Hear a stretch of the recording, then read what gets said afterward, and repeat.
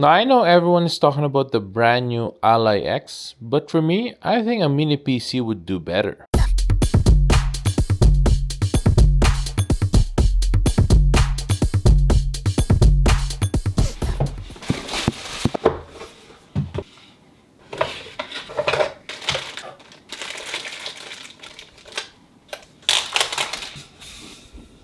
Now, the GEEKOM A8 that we have here is the Ryzen 7 8745HS, which has 8 cores, 16 threads that can go up to 4.9 gigahertz. It has a Radeon 780M graphics and a dual channel DDR5 5600 up to 64 gigs. The one we have right now is the 32 gigs.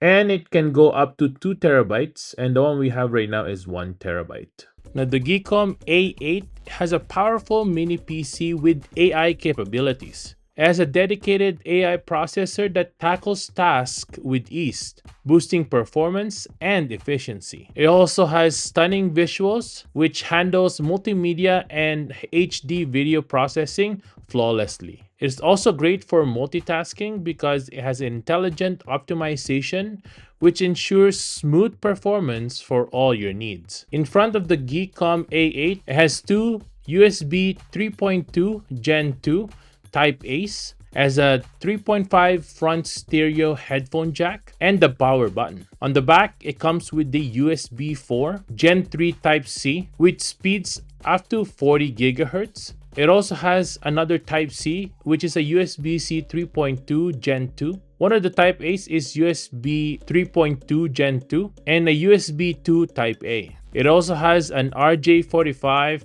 Ethernet slot up to 2.5 gigahertz and the DCN. Now, the GEEKOM A8 is capable of doing 4 displays at the same time. Utilizing the 2 HDMIs, can handle up to 4K 60Hz. The 2 USB-C slots can handle up to 8K at 30Hz.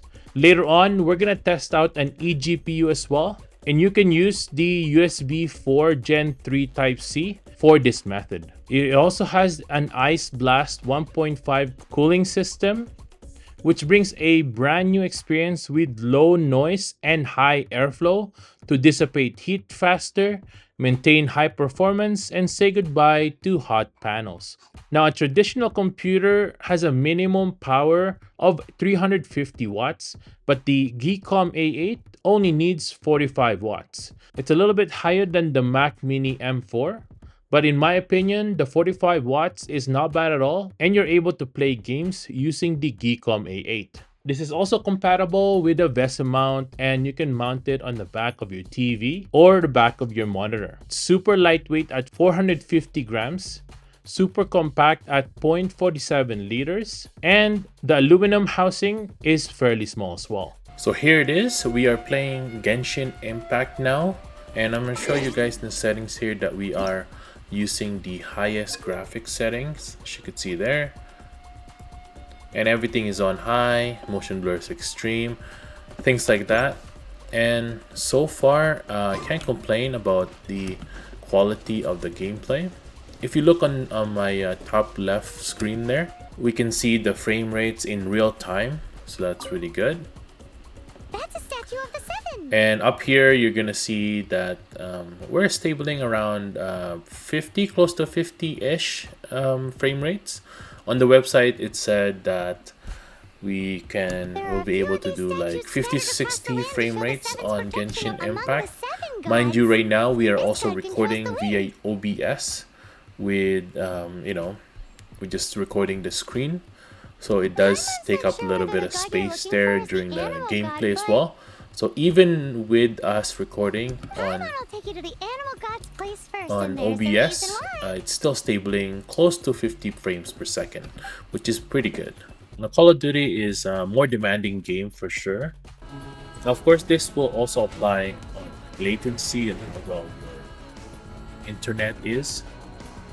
Right now, as you can see, the frame rates before the gameplay, right, it's around 90, 95-ish, close to 100 frames per second. That's really good, pushing it really well there. Look at the frame rates there, a little bit drops, but it does come up 60, frames per second, so that's definitely a win for me. We'll skip trying it out.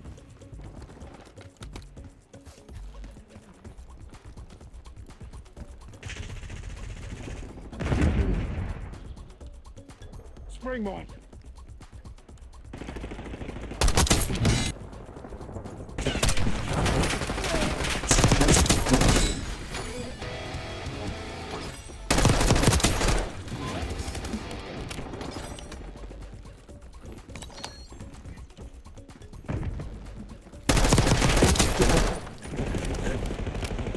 So far, stabling 60 frames per second, not horrible.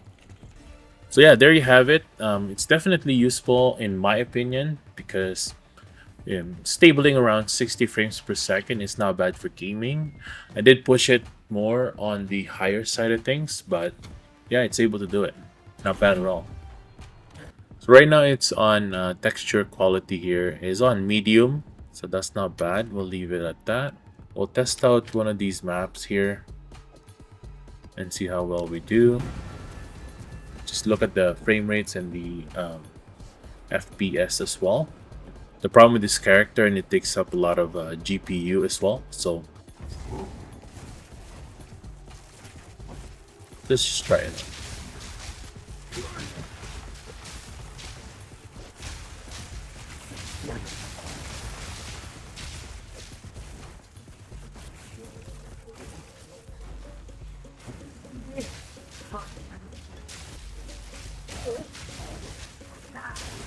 Death is my power to wield.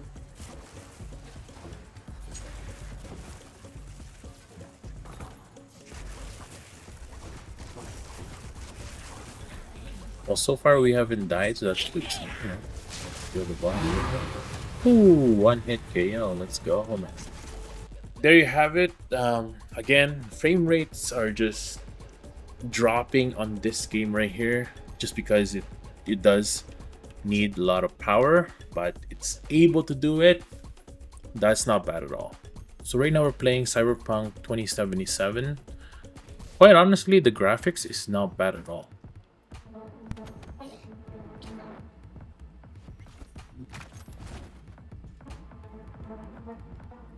We're stabling around 20, about 30 frames per second here. Not bad at all.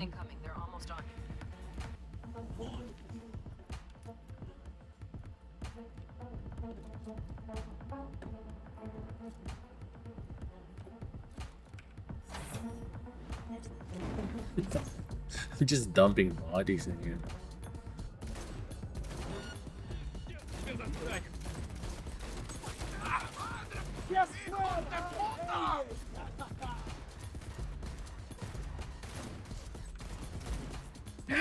Я не хочу! Здорово, you got! Anyways, yeah, Cyberpunk here.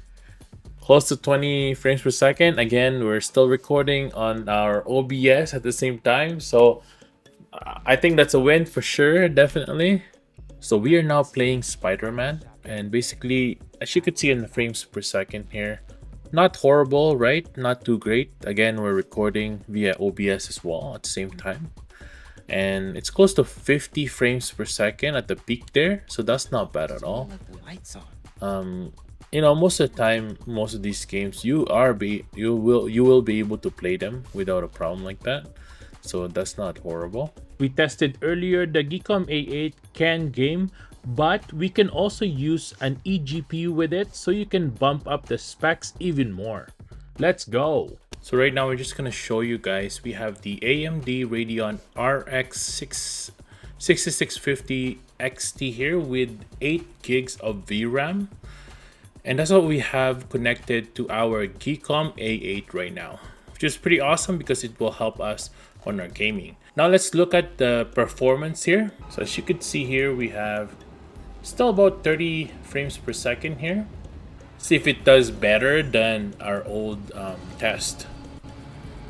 So far, actually, in my opinion, it's more fluid. So let's just try it out. Oh yeah, it's a lot more fluid. It does lag a little bit compared to our main PC, but it's really good. There's a little bit of improvement, you can tell. It's not as laggy, right?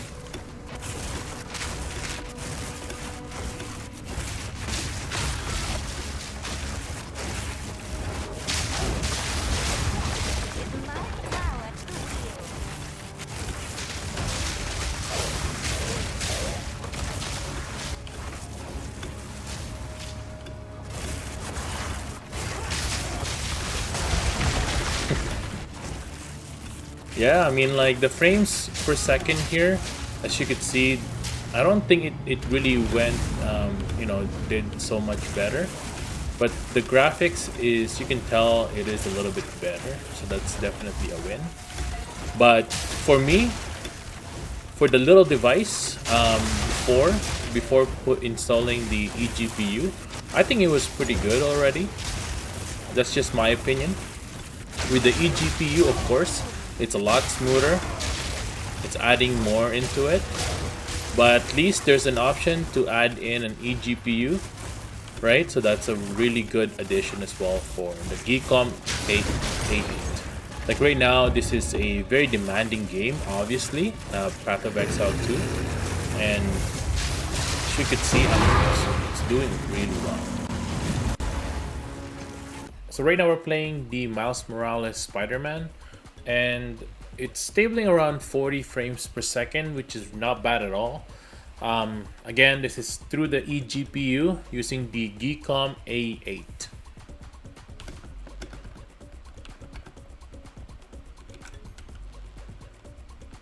Q R F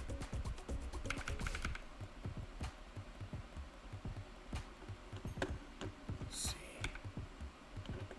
There you go. R.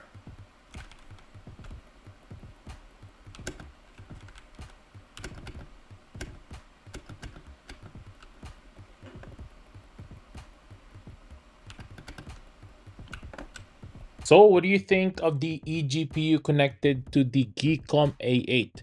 Personally, I think the GEEKOM A8 is good enough. The eGPU is just a good addition because you can bump up your specs depending on what GPU you have. But honestly, if you want to start live streaming, playing games, and just pretty much fiddle around with videos and photos, you can use the GEEKOM A8 no problem at all. Now, thanks for watching, everyone. I hope I was able to help you on your choice on choosing whether you buy the XBOX ROG Ally X or a mini PC. Personally, if you are just going to play at home, you're not going to really bring it anywhere, I would say get the mini PC, get the GEEKOM A8.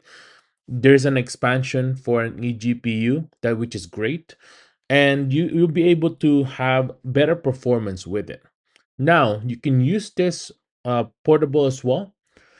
It does take a little bit of work, like bringing a controller with you, plus a small monitor, and then connecting it to the GEEKOM.